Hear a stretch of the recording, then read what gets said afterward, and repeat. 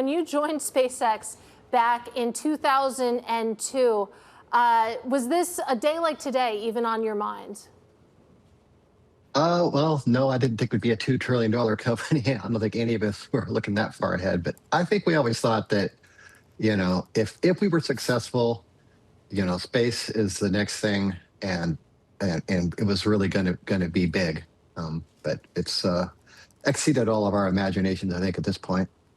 Absolutely, and that's something that we heard echoed by Elon Musk just today. So you think about your tenure at SpaceX, there from 2002. I believe you formally retired from the company in 2020. I mean, talk to us about what that journey looked like, because, I mean, reading the history of SpaceX, clearly there were a lot of really high highs, a lot of lows, a lot of fits and starts.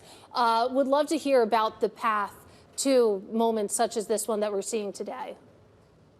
Sure. I mean, almost from the beginning, when I left my previous company, everybody said you can't do it. Like, it's impossible. Which, it's like the best backhanded compliment you can get when people are constantly telling you that what you're doing here is not possible. And it was hard, and we had a lot of failures, but we eventually did do it. And it's really satisfying to hit all these milestones.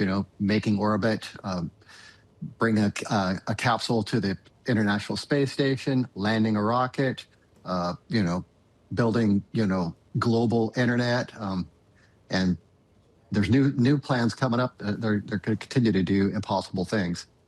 I am curious about just kind of the experimentation that goes into this. And obviously, I mean, it's a lot of science, a lot of trial and error. We've seen a lot of those errors play out, of course, on screen with some of those launches. But I think back to, some of the stories about this idea of switching from hydrogen to methane. I guess, forgive my layman's understanding of this, but I guess a lighter fuel that would allow for these heavy rockets that Elon wanted to get out there into space here. Is that something you just sketch out on a piece of paper? Is it something you go into a lab and you do with sort of scale models? I mean, how do you sort of take that from an idea in your brain to something that is actually out there on a launch platform and firing up into the sky? I start with, a sketch pad like this, like sketching things, and then probably a spreadsheet or a computer program to refine the idea. And then, we start building hardware, and heavyweight hardware to start with sometimes, and then you refine it as we go. But you want to get into test as soon as possible, because no matter how smart you are, the world is more complex than you can imagine, and it's going to be different than you thought. So you're going to find things that need to be fixed, and the faster you get into test and find that out, the better.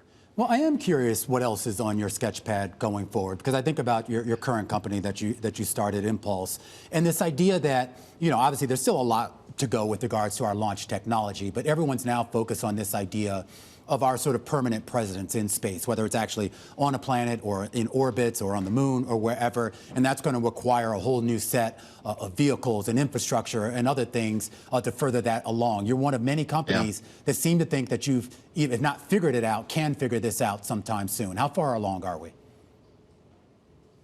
We're getting there. So SpaceX gets you to space. They're pretty much solved getting to space, and with Starship, they're really going to reduce the cost and increase the amount of cargo that can be taken to space.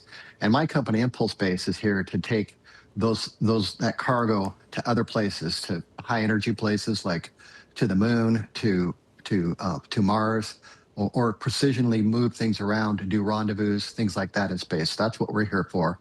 And you can see the engines behind me that we've developed, and the spacecraft that we've developed. We've got 3 of them flying right now. And, space is really starting to take off now, what I call the true space economy. And we're here to provide the logistics of moving things around in space to supply it. Well, Tom, I see that earlier this month, I mean, you think about what you're doing at Impulse Space. You recently announced a $500 million raise. And I'd love to hear your thoughts on whether, you think about SpaceX, all of the hype around this company, which Elon Musk is now positioning as an AI company, but it's best known for its rockets. Has that created a halo effect of sorts when, you go out and you're talking to potential investors, just maybe a more familiarity and an excitement about the space industry than there might have been in the past?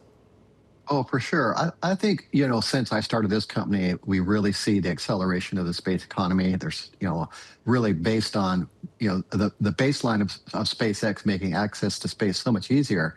But then once the IPO was announced and Elon started talking about orbital data centers, we just have seen it really accelerate. And there's so much investor confidence right now that space is very investable at this point. Here we have a $2 trillion company that just went IPO. Space is really happening now. It's super exciting. I'm curious, do you still talk to him or talk to some of the other folks, executives and engineers and other people at SpaceX, Tom? I do. It's rare that I can get Elon's attention. Understandable. But yeah, this morning we had like a little party here in California with a bunch of early employees. It was really fun to see some people I haven't seen in quite a while, and watched on the screen just like you guys probably did, Elon talk and Gwen talk, and it was amazing.